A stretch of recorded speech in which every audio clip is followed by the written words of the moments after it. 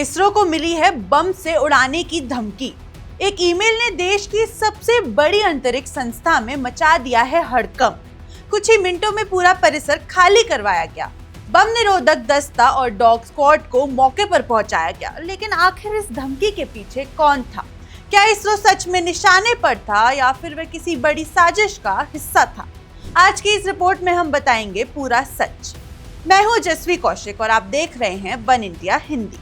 देश की सुरक्षा से जुड़ी किसी भी संस्था को अगर बम की धमकी मिले तो उसे हल्के में नहीं लिया जा सकता। और जब बात इसरो जैसी संस्था की हो जिसने चंद्रयान और आदित्य जैसे मिशनों से पूरी दुनिया में भारत का नाम रोशन किया है, तब सुरक्षा एजेंसियों की जिम्मेदारी और भी बढ़ जाती है। गुरुवार को कुछ ऐसा ही हुआ जब बेंगलुरु स्थित इसरो मुख्यालय को एक धमकी भरा ईमेल मिला। इसके बाद पूरे परिसर में अफरा तफरी मच गई और सुरक्षा एजेंसियां तुरंत एक्शन में आ गई।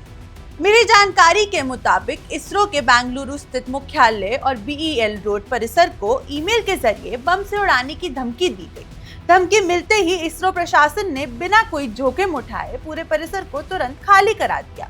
इसके बाद स्थानीय पुलिस, बम निरोधक दस्ता यानी bomb detection and disposal squad, dog squad और अन्य सुरक्षा एजेंसियां मौके पर पहुंची। पूरे भवन और आसपास के इलाके की एक जगह की गहन तलाशी ली गई।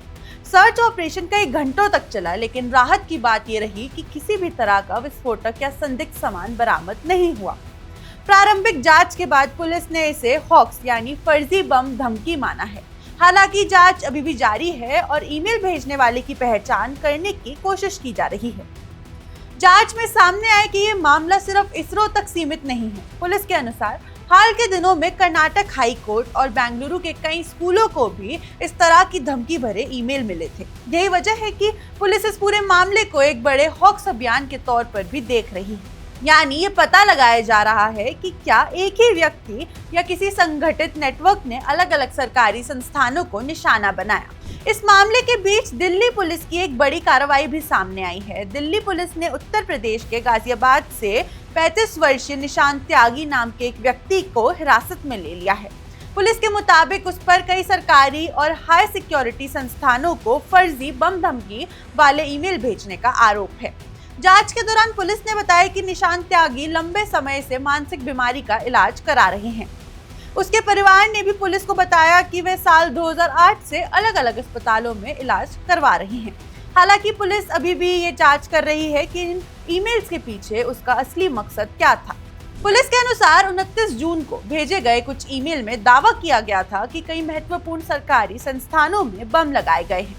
इनमें शामिल थे इसरो, राष्ट्रीय जांच एजेंसी यानी NIA, nuclear power corporation of India limited यानी एनपीसीआईएल, रक्षा अनुसंधान एवं विकास संगठन यानी डीआरडीओ, नागरिक उड्डयन मंत्रालय यानी मिनिस्ट्री ऑफ सिविल एविएशन। इतना ही नहीं, एक एयर इंडिया की अंतर्राष्ट्रीय उड़ान को भी धमकी भरा ईमेल भेजा गया था।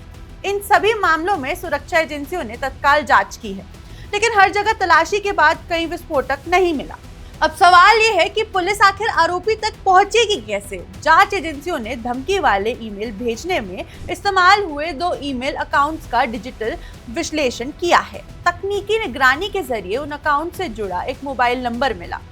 इसी डिजिटल ट्रेल के आधार पर पुलिस गाजियाबाद के संजय नगर पहुंची और वहां संदिग्ध से पूछताछ की गई। फिलहाल पुलिस इलेक्ट्रॉनिक सबूतों की जांच कर रही है और ये भी पता लगाने की कोशिश कर रही है कि कहीं इस मामले में कोई दूसरा व्यक्ति तो शामिल नहीं है। धमकी मिलने के बाद इसरो प्रशासन ने सुरक्षा नियमों का पूरी तरह पालन किया। परिसर को खाली कराया गया, कर्मचारियों की सुरक्षा सुनिश्चित की गई और पूरी जांच खत्म होने के बाद ही सामान्य कामकाज शुरू किया गया। यानी किसी भी तरह का खतरा मोल लेने के बजाय हर जरूरी एहतियात बरती गई। अब सबसे बड़ा सवाल यही है, अगर हर बार ऐसी धमकियां फर्जी निकल रही हैं, तो फिर इन्हें इतनी गंभीरता से क्यों लिया जाता है? और इसका जवाब बिल्कुल साफ है। जब बात इसरो, डीआरडीओ, एनआईए या किसी राष्ट्रीय सुरक्षा से जुड़े संस्थान की हो, तो एक छोटी सी लापरवाही भी बहुत बड़ा खतरा बन सकती है। इसी वजह से सुरक्षा एजेंसियां हर धमकी को पहले असली मानकर कार्रवाई करती है और जांच पूरी होने के बाद ही कोई निष्कर्ष निकालती है। फिलहाल राहत की बात यह है कि इसरो परिसर से कोई विस्फोटक नहीं मिला और शुरुआती जांच में ये धमकी फर्जी साबित हुई है।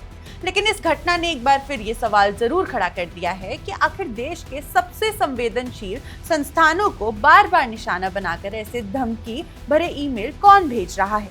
क्या ये सिर्फ दहशत फैलाने की कोशिश है या इसके पीछे कोई बड़ा नेटवर्क काम कर रहा है? इन सवालों का जवाब पुलिस की जांच पूरी होने के बाद ही सामने आएगा। फिलहाल इस मामले में जैसे ही कोई आधिकारिक अपडेट सामने आएगी, हम सबसे पहले आपको उसकी जानकारी देंगे।